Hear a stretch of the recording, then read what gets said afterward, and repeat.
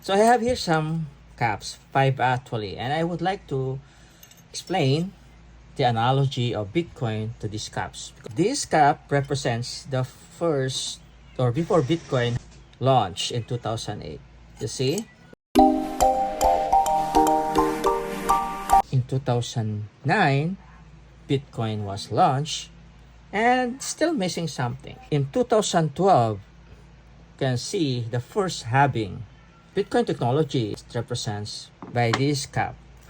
And 2021, you see the Bitcoin technology has improved.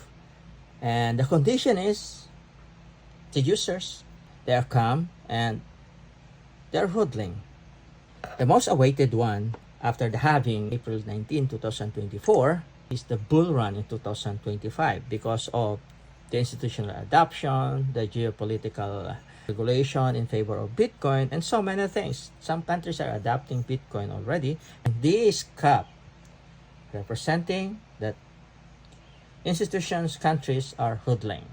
And of course, some retails, especially the whales, projected price of Bitcoin will reach 1 million maybe in 2030. So this is only a prediction. There is no certainty, only probability. No financial advice. Cheers.